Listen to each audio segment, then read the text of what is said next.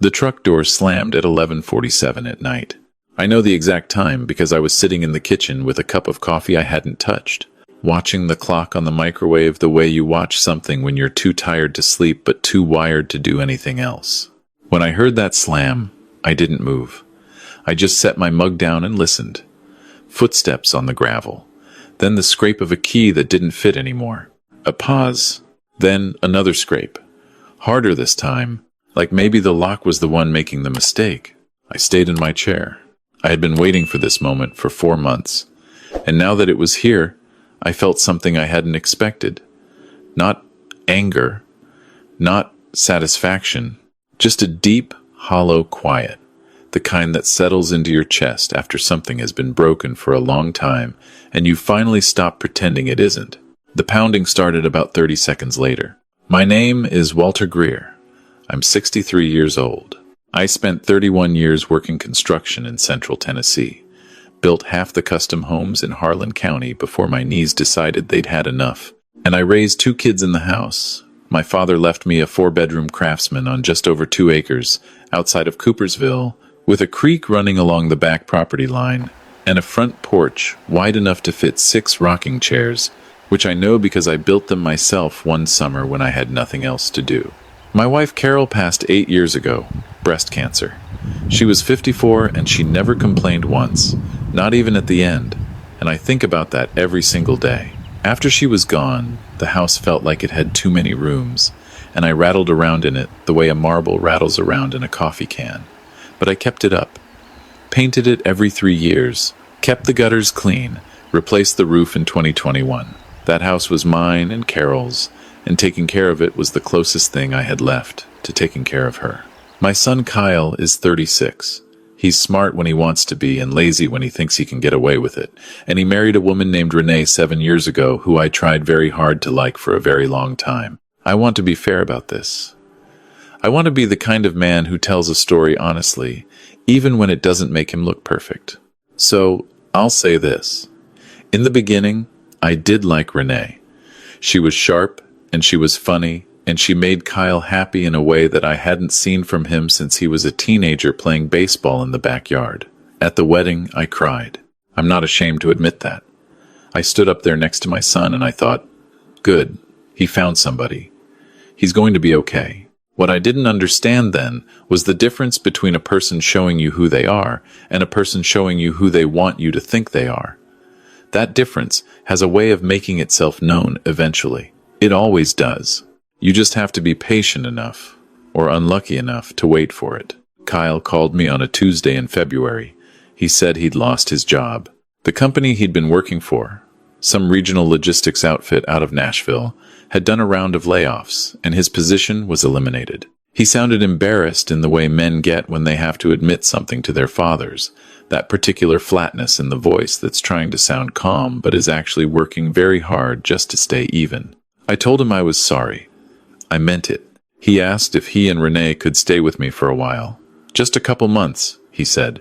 While they got back on their feet, Renee had her part-time bookkeeping clients, but it wasn't enough to cover their apartment in Nashville, and he was already applying for new jobs and had a few promising leads. I said yes without hesitating. That's my son. Of course I said yes. I told him the guest room was his, and the small room across the hall could be an office if Renee needed somewhere to work with her clients. I told him there was no rush, that family helps family, and that his mother would have said the same thing. He thanked me twice, and his voice cracked a little on the second one, and I hung up and felt good about it. Genuinely good. They moved in on a Saturday with 2 carloads of boxes. I helped carry them in. We had dinner together that first night. I made a pot of chili Carol's recipe, and it was nice. It felt like the house had some life in it again. I went to bed that night thinking maybe this would be good for all of us. The first month was fine. Kyle was up early most mornings, on his laptop, applying for positions. Renee worked from the small office room I'd set up for her. We ate together a few times a week. They were considerate about noise. They kept their things mostly to their side of the house. The second month, things started to shift, not dramatically. Just the way a door drifts on a hinge you haven't oiled, so slowly you don't notice until one day it's a different angle than it used to be. Renee started redecorating. It began small. She moved a lamp from the living room to the hallway. I noticed, but didn't say anything. Then she replaced the hand towels in the downstairs bathroom with a set she'd bought at Target, folded in some style I'd never seen, fanned out like a display in a hotel. I noticed that too. I still didn't say anything. Then one afternoon I came in from working in the yard and found that she had rearranged the living room furniture. The couch was against a different wall. The armchair where I used to sit every evening to watch the news had been pushed to the corner at an angle where you could barely see the television from it. The coffee table Carol and I had bought at an estate sale in Gallatin, heavy oak, beautiful piece, was gone. When I asked Renee where it was, she said she'd put it in the garage because it was too dark and it made the room feel heavy. That was the first time something cold moved through my chest. I got the table out of the garage that weekend and put it back. Renee didn't say anything about it to my face, but that evening, she and Kyle had a conversation in their room with the door closed that went on for about 20 minutes. And when Kyle came out afterward, he had the particular look of a man who has been given instructions he doesn't fully agree with, but has decided not to argue. He asked me if I'd be willing to give Renee a little creative latitude with the common spaces. She had good taste, he said. She just wanted to make it feel like a home. I told him it already felt like a home. It had felt like one for 32 years. He didn't push it. But Renee heard us from down the hall, and something changed in her face after that. Something that had been performing warmth started performing something else instead. By the third month, the pattern was clear. Renee had taken over the kitchen, not in a hostile way. Not at first. She just started buying the groceries and organizing the cabinets in a way that made it hard to find anything I'd owned for decades. My cast iron skillet, the one I'd used my entire adult life, ended up in a cabinet under the island that required crouching to reach. When I moved it back to the hook above the stove, where it had always lived, it was under the island again by morning. I moved it back. She moved it again. We did this without ever once talking about it directly, which, I think, now, was the whole problem. I kept trying to avoid conflict. She kept testing to see how far avoiding conflict would take her. She started having her clients on video calls in the living room during the day, even though she had a perfectly good office. She said the lighting was better in the living room. That meant I couldn't watch the morning news, couldn't putter around the main part of my own house until noon on some days. I adjusted. I told myself it was temporary. She started smoking inside. That's the one that still makes my jaw tighten when I think about it. I had told them both before they moved in, no smoking in the house. Kyle smoked occasionally, but he'd always been respectful about it. Went outside, closed the door behind him. Renee was a heavier smoker, and she agreed to the rule without blinking. The first time I smelled it, I thought I was imagining things. The second time, I found a ceramic dish on the windowsill in the kitchen with ash in it. I emptied it and put the dish back without a word. The third time, I walked into the living room, and Renee was sitting on my couch with a cigarette between her fingers, a glass of wine on Carol's oak coffee table, watching a reality show with the volume up. She looked up at me. I said, "Renee, we talked about this. No smoking inside." She said, "It's cold outside, Walt." I said, "I understand that. But this is my house, and I ask that the smoking stay outdoors." She looked at me for a long moment, the kind of look that's deciding something. And then she made a small sound that wasn't quite a laugh, and turned back to the television. I stood there. And then, because I didn't know what else to do, I walked back to my bedroom. That night, I lay in bed for a long time, staring at the ceiling. I thought about Carol. I thought about the way she used to say that the only thing worse than a fight you had was a fight you didn't have, because at least the ones you had were over. I thought about my son, down the hall, who I loved, and who was letting this happen because he either didn't see it or didn't want to see it, which amounted to the same thing. I thought about the fact that I had given up my house without anyone asking me to, 1 inch at a time, and that I had done it so gradually and so quietly that I'd somehow convinced myself it wasn't happening. I decided the next morning that it was time to stop convincing myself of things that weren't true. I called a locksmith. I called my attorney, a man named Philip Darden, who had handled my property matters for 15 years. And then I drove into town and bought myself a cup of coffee at the diner on Main Street and sat with it for an hour. thinking through every step of what I was going to do. I want to be clear about the order I did things in, because the order mattered. I talked to Philip first. He was very specific. Because Kyle and Renee had been living in my house for over 30 days, they had tenant rights in the state of Tennessee, regardless of the fact that no lease existed and no rent had been exchanged. That meant I could not simply change the locks. I needed to give them written notice 30 days minimum before I could legally require them to vacate. If they refused after 30 days, I would need to file for formal eviction. I listened to every word. I drafted a notice with Philip's help. 30 days. Dated it carefully. Walked back home and sat down at the kitchen table and waited for them both to be in the room together. Kyle came in first. Then Renee, with a coffee mug, in the silk robe she'd started wearing through the common areas of my house, like she was in a hotel. I slid the envelope across the table. Kyle looked at it. "What's this?" I said. "I need you to read it." He opened it. I watched his face while he read. It went through several things: confusion, then recognition, then something that looked like he'd stepped off a curb he didn't know was there. He said, "Dad, you're asking us to leave?" I said, "I'm giving you 30 days notice. Yes. I need my home back." Renee set her mug down very slowly.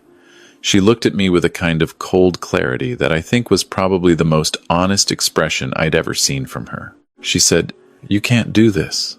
We don't have anywhere to go." I said, "I understand this is hard. I'm not doing it to punish you. But this is my home, and I need to live in it on my own terms." Kyle pushed back from the table.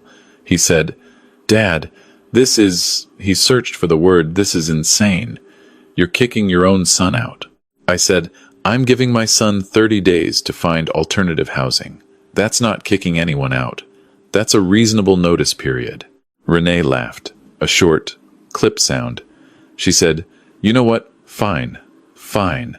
See how that works out for you, Walt." She picked up her mug and walked out of the kitchen. Kyle sat there for a moment looking at the table, and then he looked at me, and in his face I saw something I recognized. The boy who used to come to me when something had gone wrong, looking for me to fix it. But there was nothing to fix here. This was me asking for my own life back. He got up and followed Renee down the hall. The next 30 days were the longest of my life. They did not look for other housing. I know this because I know my son, and I know how he avoids things that feel permanent. Renee, for her part, seemed to treat the notice as a kind of dare. She smoked more, she rearranged more. She invited 2 of her girlfriends over on a Wednesday afternoon, and they sat in my living room with wine glasses and charcuterie boards, like it was a brunch event, while I sat in my bedroom with the door closed, because I didn't want to start something I couldn't finish legally. With 4 days left on the notice, Kyle knocked on my bedroom door. He sat on the edge of the chair by the window, the one Carol used to read in. He said, "Dad, I need more time. I'm close on a job. 2 more weeks, maybe 3. I just need a little more time." I looked at my son. I thought about every version of him I had ever known. The kid who broke his arm, falling out of the maple tree in the backyard, and didn't cry until he saw me run toward it. I mean, morally, as a father, as a human being. Whether there was a version of this where I could have handled things differently, earlier, before it got to papers and attorneys and 30-day notices to my own son. I decided there probably was. I probably should have said something the first time Renee moved the lamp. The first time I found the ash in the kitchen window dish. I had told myself I was being patient and generous, but what I was actually being was conflict avoidant, and those 2 things look identical from the outside until they don't. The eviction summons was served by a process server 2 days later. I was not home when it happened. I had made a point of being in town because I didn't want to see their faces when they opened the door. When I came home that evening, neither of them spoke to me at dinner, which was fine, because I hadn't eaten with them in 3 weeks. Kyle came to me one more time. He sat across from me at the kitchen table again, and this time there was no performance. He said, "Dad, I want to understand. What did we do that was so bad?" I thought about how to answer that honestly. I said, "It wasn't one thing, Kyle. It was the slow accumulation of every small thing, over months, until I realized I was living in a corner of my own house. Your mother and I built this life. I keep this house for her as much as for me. And I watched it get taken apart piece by piece, and every time I said something, it was treated like a problem with me rather than a problem with the situation. I can't live like that. I won't. He looked at the table. He said, "Renee didn't mean it that way." I said, "I know you believe that. I believe you believe it." He didn't have anything to say to that. The court date was set. In the meantime, life in the house was, as you might imagine, tense in the specific way that comes from everyone trying very hard not to acknowledge the enormous thing that is happening. Renee stopped speaking to me entirely, except for when she wanted something, at which point she was so aggressively pleasant that it was somehow worse than the silence. 3 days before the court date, I came home from a hardware run in the early afternoon and found the house empty. Truck gone. I walked through the rooms slowly. Most of their things were still there. Clothes in the closet, toiletries in the bathroom, Renee's work equipment in the office room. But the two of them were gone. I made myself a sandwich and watched the news and didn't think too hard about where they were. At 9 o'clock that evening, Kyle called me. His voice was different, flat, in a way I hadn't heard from him before. He said, "We found a place. We're going to stay with Renee's cousin in Murfreesboro while we figure things out." I said, "Okay, I'm glad you have somewhere to go." He said, "We'll come get our things on Saturday." I said, "That's fine." "What time?" He said, "Around noon." And then, after a pause, "I'm angry at you, Dad."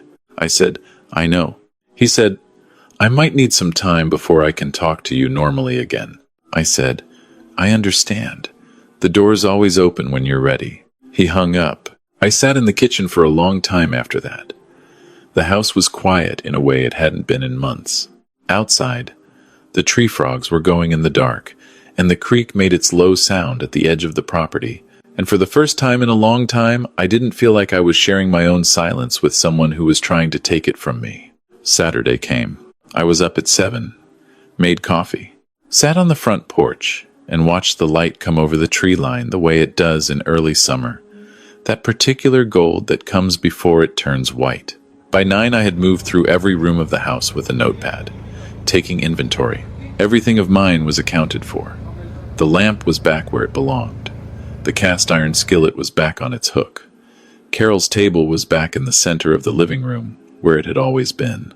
By 10:30, I had called the locksmith. He'd be there by 2.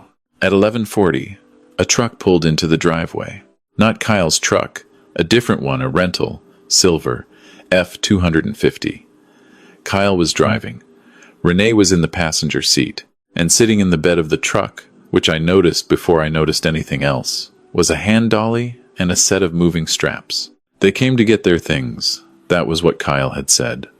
Their things. Kyle knocked, which surprised me enough that I almost smiled. I opened the door. He said, "Hey, we're here." I said, "Come on in." What happened next took about 45 minutes. They were systematic about it. Renee directed and Kyle carried. Clothes, toiletries, electronics, Renee's bookkeeping equipment. Into boxes? Into the truck? I stood in the living room and watched. And I will admit that there was a part of me, a tired, grieving part, that hoped Kyle would look at me at some point and say something that sounded like his real voice, not the flat one he'd been using. He didn't. When they had what they came for, Kyle stopped at the front door. He turned around and looked at me, and in that look was everything we hadn't said to each other, the whole complicated weight of a father and a son who had gotten something wrong between them and didn't yet know how to get it right. He said, "I'll call you." I said, "I know you will." Renee was already at the truck. Kyle walked out and I watched the door close behind him, and then I listened to the sound of the truck backing out of the gravel drive and pulling onto the road, and then the sound of it fading. I stood there in the doorway for a moment. Then I walked to the kitchen and poured the rest of my coffee down the drain because it had gone cold. And I made a fresh pot. The following week was the most productive I'd had in years. I want to be honest about the smoking, because the question of what that does to a house is real, and the answer is not simple. The smell had worked its way into the furniture, the curtains, the carpet runner in the hallway. I know people wonder about this. I wondered about it myself. Here's what I did. I started with the walls. Every surface in the living room, the kitchen, the hallway, and both guest rooms got washed down with a mixture of white vinegar and warm water, wiped with clean rags until the rags stopped coming up yellow. Then a second pass with TSP, cleaner trisodium phosphate, the kind you use before painting, which cuts through nicotine residue the way nothing else does. Wore gloves and kept the windows open. It took 3 days. The HVAC vents I had professionally cleaned. That's not optional if someone has been smoking in a house. The residue gets into ductwork and will keep circulating until you address it. I called a company out of Coopersville and they spent half a day on it, worth every dollar. The curtains in the living room and both guest rooms went in the trash. They were fabric I'd had for years, but fabric holds smoke the way a sponge holds water, and no amount of washing gets it out fully. I bought new curtains, hung them myself. They're a shade of blue Carol would have liked, I think. The carpets got steam cleaned by a professional service. The couch had some absorption I was worried about, but the steam cleaning and a thorough treatment with baking soda, left overnight and vacuumed up, took care of most of it. I put a box of activated charcoal packets in each room for 2 weeks afterward. The mattress in the guest room went to the dump. I bought a new one. By the time I was done, the house smelled like itself again. Clean wood, coffee, the faint cedar of the closets, the way it had smelled when Caird was alive, the way it smelled when it was ours. I painted the guest room. A warm white, different from the builder beige it had been. I put up a small shelf and put 3 of Carol's books on it. She collected first editions. Nothing expensive, just books she loved, and it looked like a room someone would want to stay in. A guest room, not a place where something difficult had happened. The eviction case was dismissed, since Kyle and Renee had vacated voluntarily before the court date. Phil Darden sent me a letter confirming it. I filed it in a folder in my desk and closed the drawer. Kyle called 6 weeks later. It was a Sunday evening, which is when he's always called me his whole life, though I don't think he knows that. I picked up on the second ring. He said, "Hey, Dad." I said, "Hey." We talked for about 20 minutes. Not about any of it. Not directly, just regular things. How work was going for him. He'd gotten a job, logistics manager for a distributor in Murfreesboro, a good position. How the weather had been. Whether I'd watched the Titans game. Normal Sunday call things. Before we hung up, he said, "I'm sorry it went the way it did." I said, "Me too, son." He said, "I should have handled it differently." I said, "We both should have, but we didn't. And here we are, and that's okay." A pause. He said, "Renee and we're working through some things." I didn't push on that. I just said, "I hope it goes well for you both." I meant it. He said, "I'll come by sometime, see the house." I said, "Anytime. Door's always open." I meant that too. That night, I sat in my armchair, back in its right place, where I can see the television and the window both at the same time, and I had a glass of bourbon and watched the sun go down over the tree line. The creek made its sound. The tree frogs did what tree frogs do. The house was quiet, and the quiet was mine. I thought about what the man at the diner said to me once. Old Earl Finney, who has been eating breakfast at that counter since before I was born, when I told him what I was dealing with. He listened to the whole thing without interrupting, stirring his coffee long after it had to have already been mixed. And when I finished, he looked up and said, "Walter, your home is not a favor you owe anyone. It's the place you built your life. Don't apologize for wanting it back." I didn't say anything at the time. I just put money on the counter and left.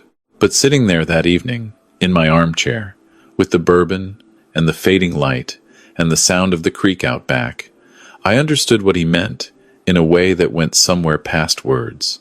A home is not a favor. It is not a resource to be distributed. It is the physical shape of a life. The walls that hold the years.